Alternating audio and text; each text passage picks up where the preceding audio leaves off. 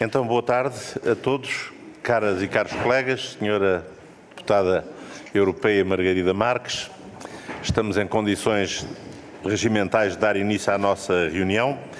Quero, em primeiro lugar, agradecer a disponibilidade da deputada Margarida Marques e felicitá-la pelo facto de o seu relatório, partilhado, aliás, com o deputado polaco Jan Olbrycht, do PPE, sei que foi aprovado no último dia 3 em Estrasburgo por uma confortável maioria, indo, portanto, agora iniciar-se a maratona dos trílogos e, portanto, acho que é uma excelente oportunidade, não só para conhecermos, enfim, com algum detalhe qual é o exato mandato do Parlamento, como seria curioso se a Margarida nos pudesse dizer, portanto, quais são os principais pontos de afastamento da posição atual do Conselho e qual a expectativa de aprovação para sabermos se, caso seja aprovado, se há condições de que possa estar em vigor esta revisão do MFF em 1 de janeiro de 2024, que me parece já um bocado apertado, mas para que possamos discutir tudo isto, a senhora deputada tem 10 minutos para uma intervenção inicial, após o que cada um dos grupos parlamentares disporá de 4 minutos com pergunta, com resposta imediata. Eu aproveito para esclarecer a Margarida que nós temos aqui hoje apenas deputados do PS e do PSD, porque o deputado e vice-presidente da Iniciativa Liberal está em lua de mel neste momento e, portanto, tem um motivo justificado para não estar presente.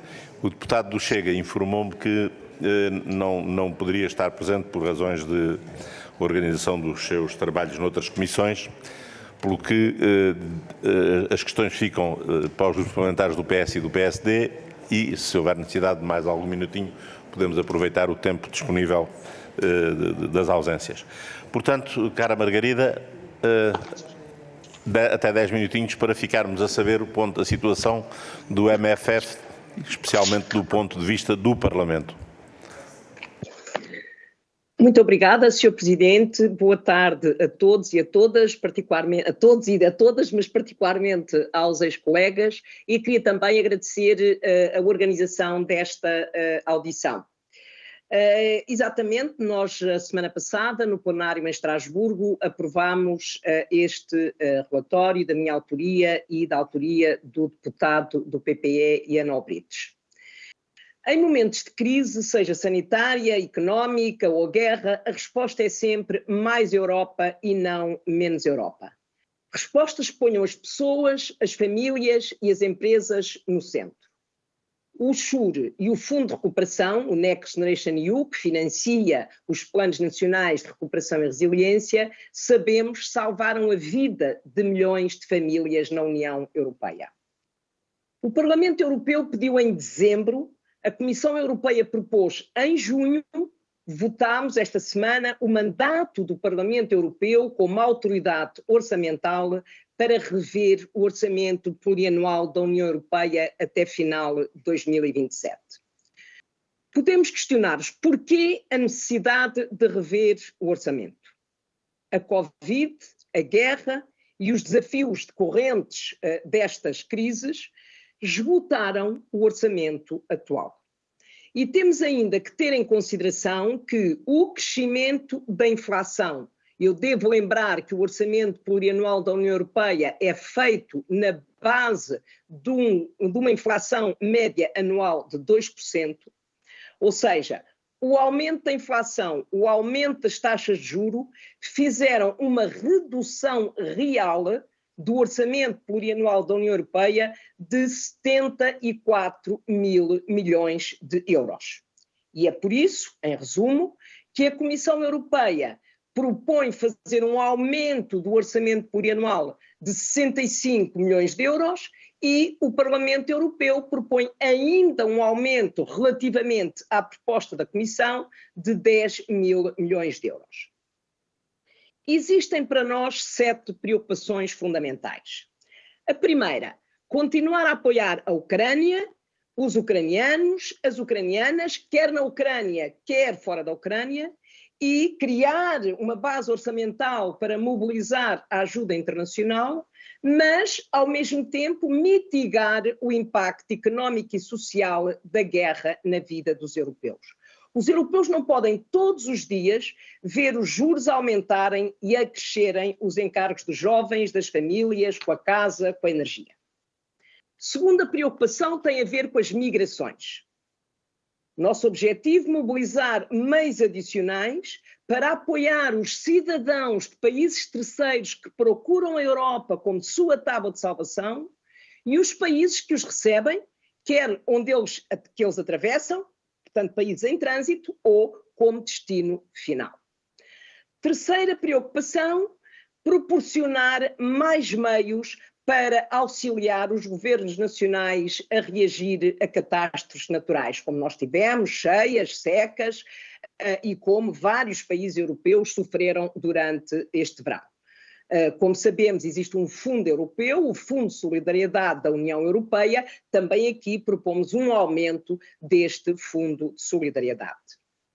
Quarta, reforçar a autonomia estratégica da União Europeia. E aí apoiamos a criação do programa STEP, primeiro passo, para criar um fundo de soberania para a União Europeia. Portanto, apoiar a industrialização verde, as tecnologias profundas, limpas, biotecnologias, valorizar a investigação, apoiar mais e melhores empregos, criar oportunidades para os jovens e construir uma União justa, igualitária e coesa, sem deixar de ser competitiva no contexto global. A quinta tem a ver com a Euroline, ou seja, assegurar, peço desculpa,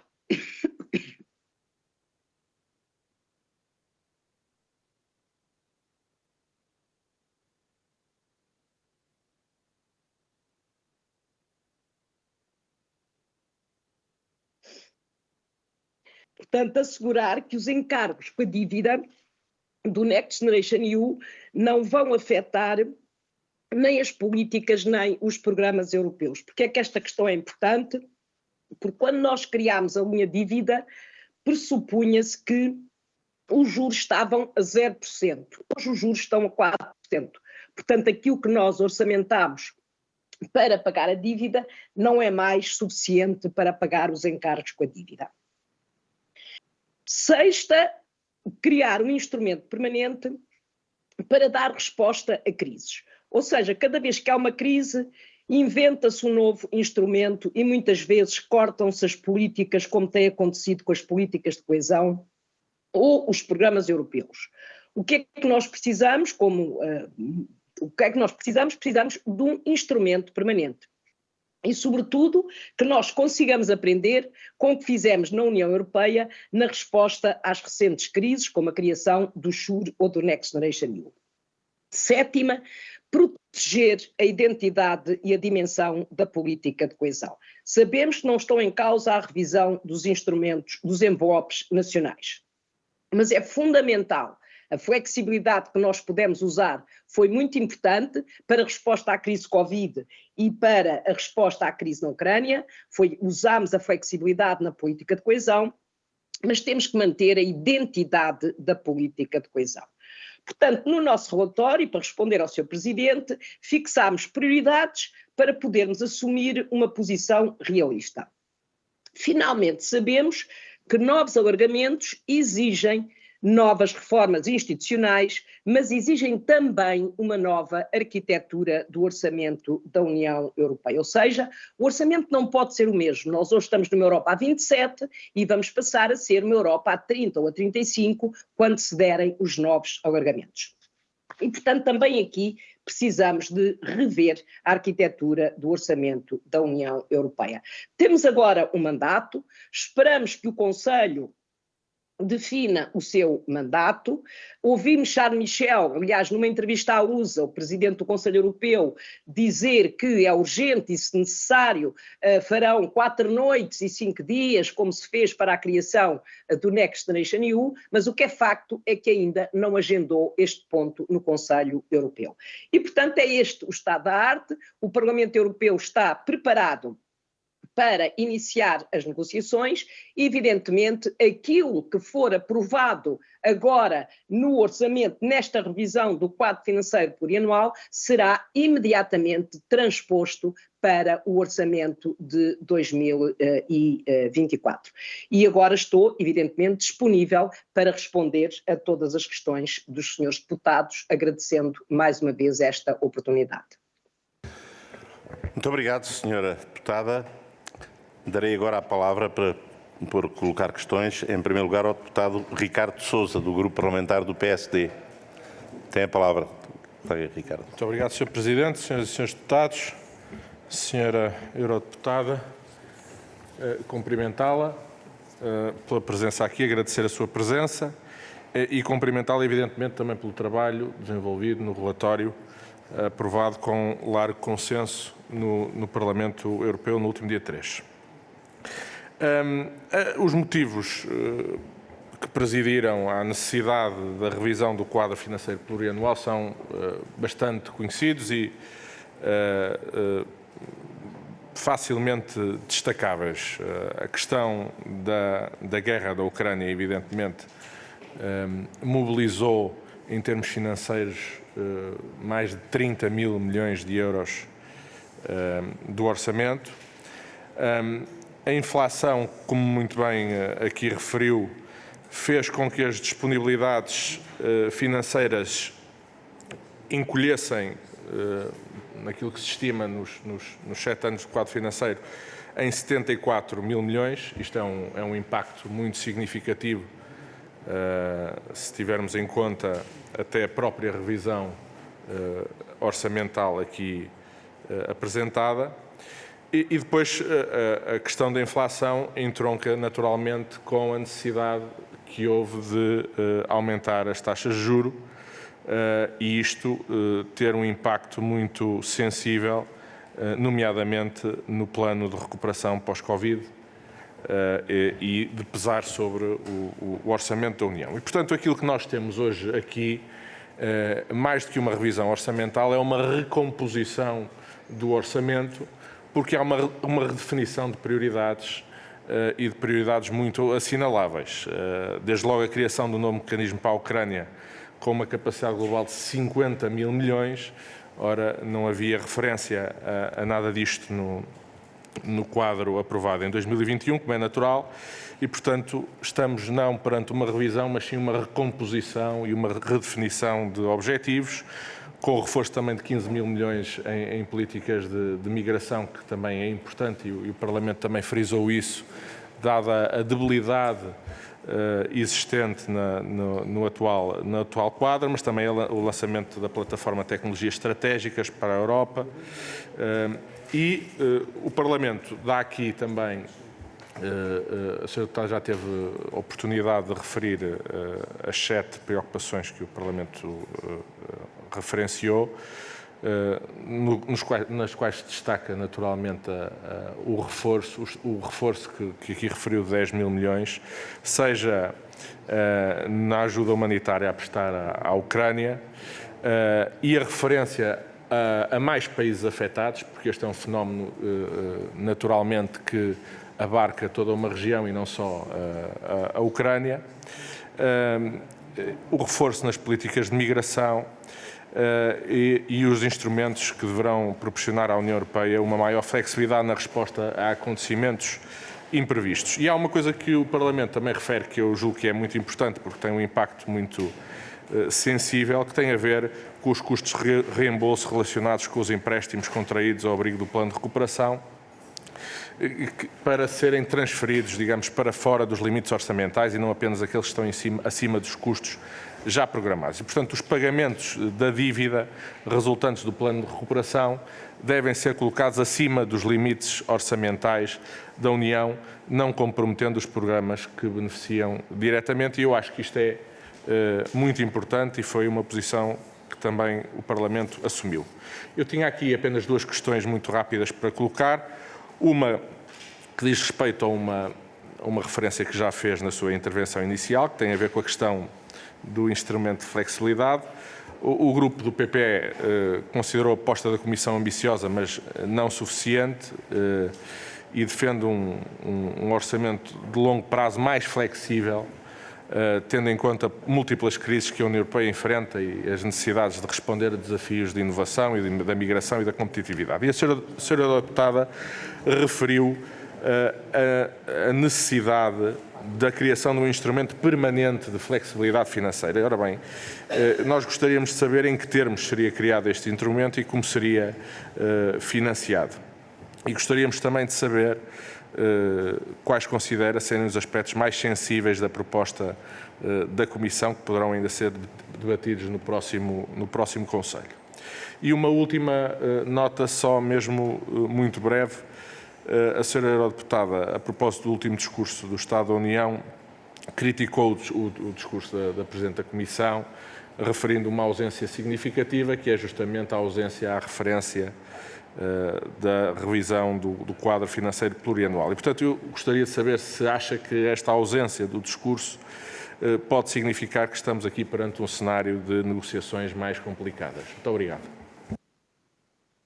Obrigado, Sr. Deputado Ricardo Sousa. Deputada Margarida Marques tem a palavra. Muito obrigada, Sr. Presidente. Muito obrigada, Sr. Deputado. Ricardo Sousa fez, de facto, um resumo muito interessante e acho que de uma compreensão e de uma extensão importante do nosso relatório e referiu a linha, a Euroline, que foi na altura que eu fiquei quase sem voz. De facto, a Euroline, que é a linha dívida, é para nós uma linha muito importante, na medida em que pela primeira vez nas negociações em 2020 nós conseguimos introduzir uma linha dívida no Orçamento da União, exatamente porque tínhamos que incluir no Orçamento da União os encargos com a dívida de construção, digamos, do Next Generation EU, do fundo. E, portanto, o que se verificou, quando os juros passaram de 0 para quase 4%, evidentemente aquilo que nós tínhamos programado não é suficiente e, portanto, qual é o nosso receio? Nós que somos um país da coesão. O nosso receio é que se aquela linha se mantiver com aquele montante dentro daquilo que nós chamamos os tetos, significa que se corre o risco de cortar nos programas que estão, digamos, naquele mesmo teto, naquela mesma linha orçamental, ou seja, política de coesão. E, portanto, esse risco nós não podemos criar. Foi por isso que logo no nosso relatório de dezembro de 2022, em que pedimos à Comissão para nos apresentar uma proposta de revisão do orçamento, e efetivamente pedimos que a linha dívida, portanto, aquilo que nós chamamos a Euroline, a linha EURI, seja colocada fora dos tetos, para que haja capacidade de pagar os juros da dívida sem que isso implique cortes nem nas políticas nem nos programas europeus. Flexibilidade, instrumento permanente. O Sr. Deputado poderia dizer que a flexibilidade, mais flexibilidade é suficiente. O que nós dizemos é, mais flexibilidade é necessária, mas não é suficiente. Ou seja, mais flexibilidade é necessária e não é suficiente. Foi uma posição, quer eu, quer o meu colega Ian Olbrycht do PPE, assumimos logo no relatório inicial, mesmo antes de passarmos para as emendas. Ou seja, figura como uma proposta conjunta dos dois grupos políticos. Porquê é que a flexibilidade não é suficiente? A linha flexibilidade hoje está a 0, porque nós tivemos que usar todos os recursos que estão na flexibilidade para reagir à crise Covid, para apoiar a Ucrânia, para as migrações, portanto tivemos que usar completamente essa linha flexibilidade. A linha flexibilidade, porquê é que não é suficiente? Porque nós não podemos estar sujeitos, digamos que a linha flexibilidade tem um montante específico. Nós próprios, Parlamento Europeu, a Comissão Europeia propôs um acréscimo de 3 mil milhões de euros e nós propusemos mais um outro acréscimo de 3 mil milhões de euros. Portanto, duplicando assim o montante da flexibilidade. Porquê é que nós precisamos de um instrumento permanente? Porque precisamos, em momentos de crise, de poder ativar de imediato esse instrumento. O Next Generation EU foi decidido criar em junho num Conselho Europeu. A primeira vez que a Comissão Europeia vai aos mercados é em maio do ano seguinte, porque conseguiu ser ratificado num tempo recorde, porque normalmente quando há uma decisão europeia que tem que ser ratificada pelos Parlamentos Nacionais, costuma levar 2 anos a ser ratificada. Neste caso foi urgente, fez-se rapidamente, mas mesmo assim levou de julho até maio, em que a Comissão estava em condições de ir ao mercado. E, portanto, nós precisamos de um instrumento que possa ser acionado. Coloca-me a questão. E quais são as características técnicas desse instrumento? Eu tenho ideias sobre isso, tenho algumas ideias muito concretas como é que a questão se pode resolver, mas não compete ao Parlamento fazer propostas. É a Comissão Europeia que tem que apresentar uma proposta para a criação deste instrumento permanente. Mas o que é importante é que o que nós não propomos é ir buscar um determinado montante orçamental e isolá-lo ali numa linha orçamental chamada instrumento permanente. Isso não propomos. Propomos é criar um mecanismo que possa ser usado de um momento para o outro em caso de crises, e os últimos tempos mostraram-nos que as crises podem aparecer sem estarem previstas. Segunda questão. Gostei da expressão do senhor deputado em dizer que se trata de uma recomposição do orçamento.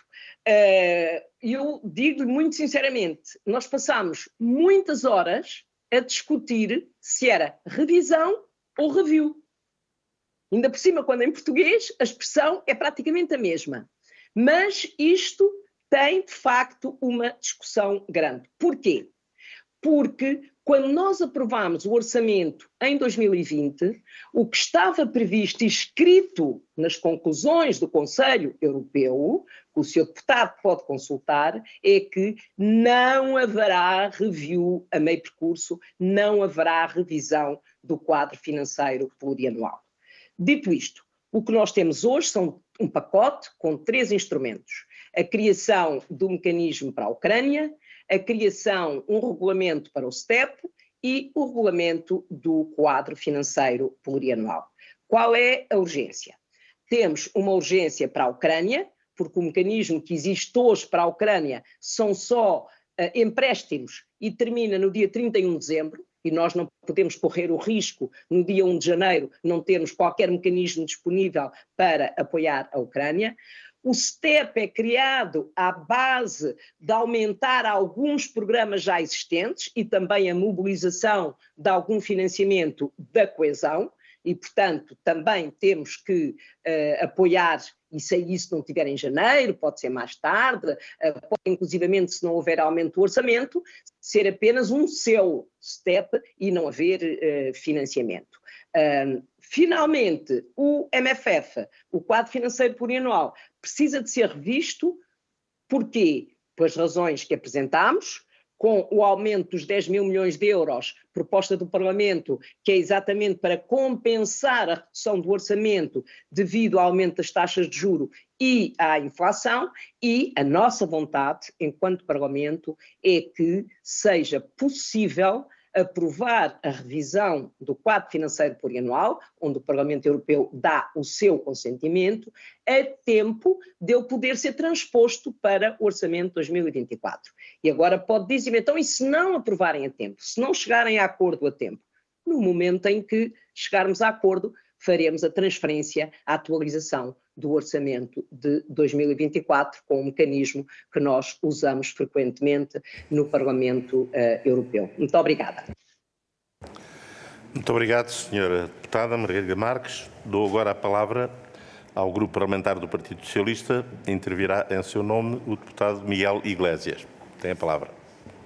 Muito obrigado, Sr. Presidente. Cumprimento as senhoras e senhores deputados aqui presentes e, naturalmente, a senhora Eurodeputada Margarida Marques, a quem agradeço desde já a sua exposição inicial e também já os primeiros esclarecimentos às questões do Grupo Parlamentar do PSD.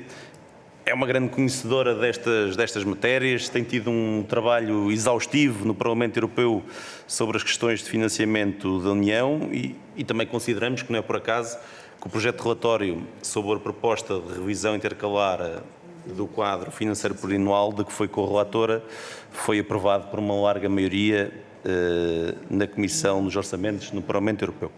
Sr. Deputado, eu queria nesta minha intervenção fazer duas questões objetivas.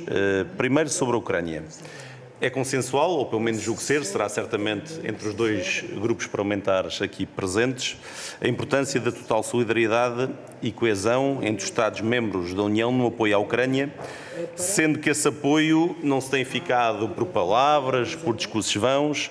Aliás, como a senhora deputada já referiu e bem, tem sido consubstanciado em apoio financeiro concreto e tem sido, obviamente, um ano de enormes dificuldades para a Ucrânia e com repercussões profundas na União Europeia nos desafios que enfrenta a nível económico e também ao nível geoestratégico. Eu não me canso de referir a intervenções que já efetuei, nunca é demais repetir que a União Europeia já autorizou 7,2 mil milhões de euros de empréstimos em condições altamente favoráveis para a Ucrânia, no âmbito dos seus pacotes de assistência macrofinanceira, sendo que o total de apoio da União Europeia, dos seus Estados-membros e instituições financeiras, incluindo o BEI e o Banco Europeu de Reconstrução e Desenvolvimento, já chegou aos 19,7 mil milhões de euros e que, também como referiu, os 18 mil milhões de euros que serão providenciados no Programa de Assistência Macrofinanceira Mais em 2023 estão a dar um enorme contributo ao esforço de guerra da Ucrânia e ao seu povo, sendo que o total de apoio disponibilizado até à data à Ucrânia desde o início da agressão russa, juntamente com todos os recursos disponibilizados pelos Estados-membros, ascende a cerca de 70 mil milhões de euros. E isto, para a discussão que aqui estamos a ter, representa um enormíssimo esforço financeiro e orçamental, não só por parte das instituições europeias, mas por parte também dos seus Estados-membros. Ora, a 23 de junho do ano passado, o Conselho Europeu também concedeu à Ucrânia o estatuto de país candidato à adesão à União.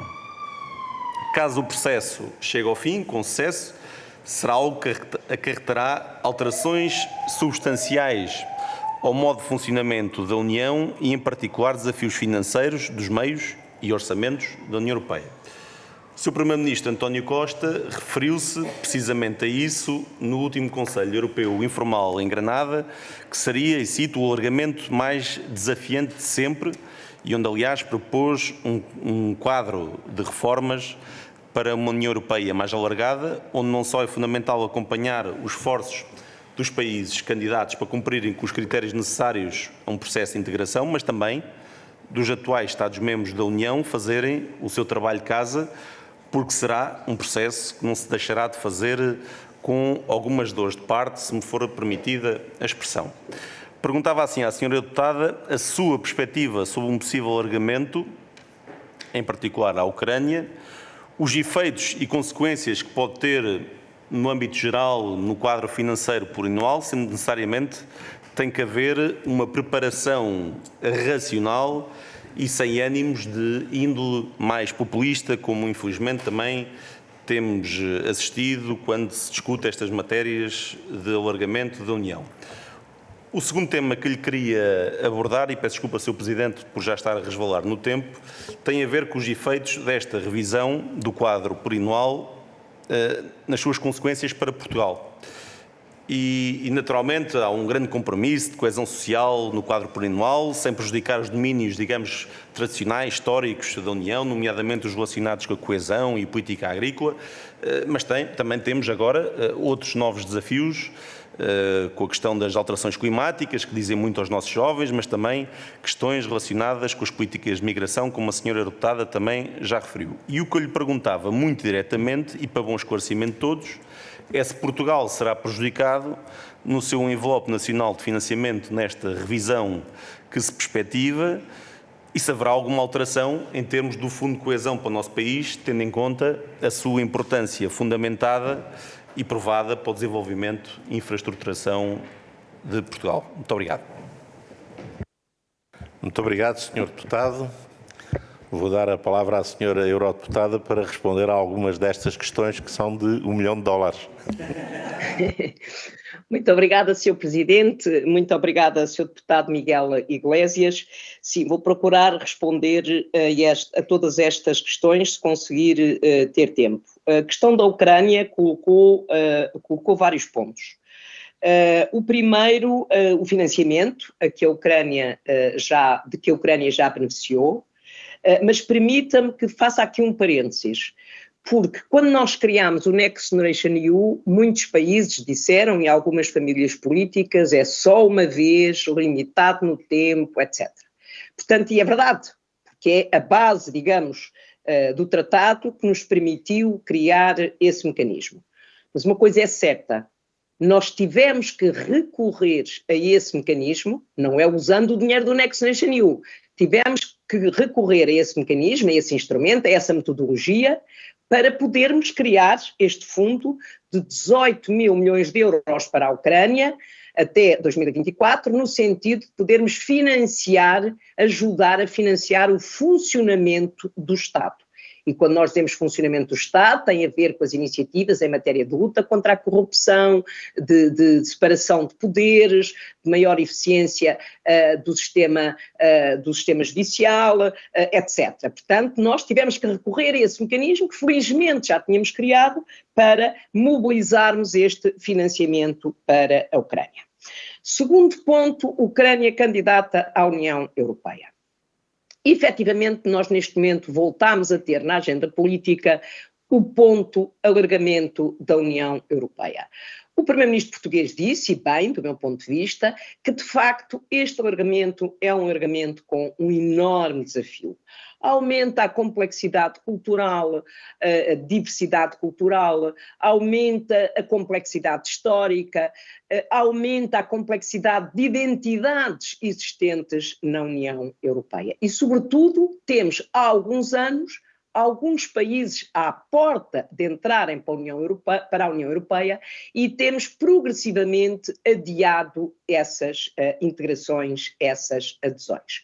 E, portanto, hoje não podemos pôr outros países a passarem à frente. E, portanto, a questão do alargamento tem que se ver do lado da Ucrânia, do lado da Moldávia, do lado da Moldova, mas também do lado dos Balcãs.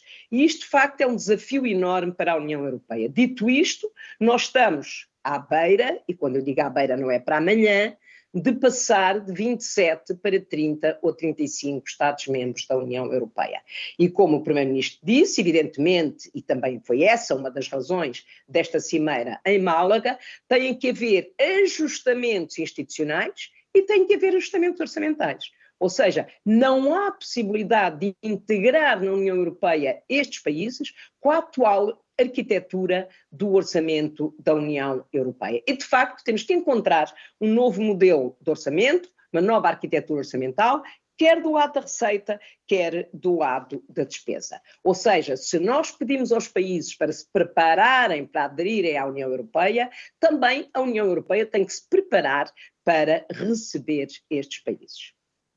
Consequências para Portugal desta revisão do QFP ou do MFF. Primeiro, a resposta é inequívoca.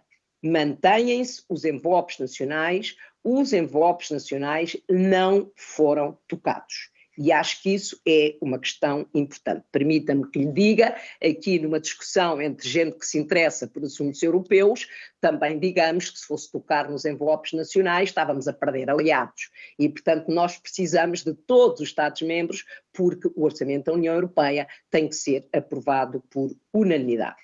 Portanto, Portugal não é prejudicado. Onde é que Portugal pode ser beneficiado? Portugal pode ser beneficiado, e é uma questão que me está a colocar, que eu ainda não tinha pensado completamente em pormenor, eu vejo várias vantagens para Portugal nesta revisão. Obviamente mantém-se os envelopes nacionais, a segunda é, com a criação do STEP, Portugal pode ganhar, se o regulamento for aprovado tal como está e tal como nós o vamos votar no próximo plenário, na próxima semana em Estrasburgo, pode beneficiar de alguma flexibilidade no uso da política de coesão para apoio a empresas que até agora Portugal não tinha, nem Portugal, nem nenhum dos países da coesão, tinham capacidade de apoiar. Sempre no respeito dos planos nacionais, dos programas regionais. E isso é muito importante, porque seria impensável, aliás, ainda ontem tive a oportunidade de explicar isso à presidência espanhola que tem que liderar esta negociação, eu posso dizer a Portugal que pode rever os programas regionais, mas quer dizer, em Espanha, sugerir ao governo espanhol que faça a revisão dos programas regionais, ou seja, tirar dinheiro do programa da Catalunha para dar à Andaluzia ou vice-versa, não me parece que nenhuma nem outra ficassem satisfeitas. A nossa política, as autonomias em Espanha têm mais poderes do que as nossas regiões, mas evidentemente essa questão não está em causa e, portanto, não haverá transferências de umas regiões para outras e mantém-se toda a programação, quer do ponto de vista dos montantes, das prioridades, etc., dos programas regionais. Mas pode beneficiar deste selo, do STEP, deste label, como a gente diz, mas também de alguma flexibilidade adicional, designadamente no financiamento a algumas empresas. Tem ainda fundos dos quais Portugal pode beneficiar diretamente. No caso das migrações, em Portugal tem designadamente na dimensão inserção, que é muito importante, e isso está contemplado também neste aumento de orçamento que nós propomos para as migrações, ou, por exemplo, o aumento do fundo relativo às catástrofes, secas, inundações, etc., que nós não sabemos aquilo que acontece até ao final de 2027, mas é importante porque Portugal é um país sensível nesta matéria. E penso ter respondido a todas as questões, para além dos 4 minutos que esgotei, fui para além dos 4 minutos, mas disso peço desculpa. Muito obrigado, Sra. Deputada Margarida Marques. Portanto, penso que foram muito esclarecedoras e útil esta breve troca de impressões, que vai, aliás, ao encontro daquilo que tem sido um objetivo da nossa Comissão, que é de manter uma ligação tão próxima quanto possível do Parlamento Europeu e de trocar informações com regularidade, e penso que esta nossa reunião cumpriu também esse objetivo, para além de nos atualizar a todos sobre o ponto de situação das negociações da revisão do MFF. E, portanto, resta-me desejar à Margarida, enquanto representante do Parlamento, nas reuniões do trílogo que se aproximam, o maior sucesso, porque estou certo, se vingarem as posições do Parlamento, elas são boas para a Europa e são boas para Portugal. Dou assim por encerrada esta nossa reunião. Mais uma vez, Margarida, bom trabalho. Muito obrigada. Bom trabalho também para a Comissão de Assuntos Europeus na Assembleia da República. Muito obrigada. Muito obrigado. Colegas, podemos passar à parte 2 da nossa ordem de trabalhos, que aliás penso que não será muito extensa. Estão de acordo? Então passamos de imediato. Ponto 1. Ponto 1, informações. Não tenho nenhuma...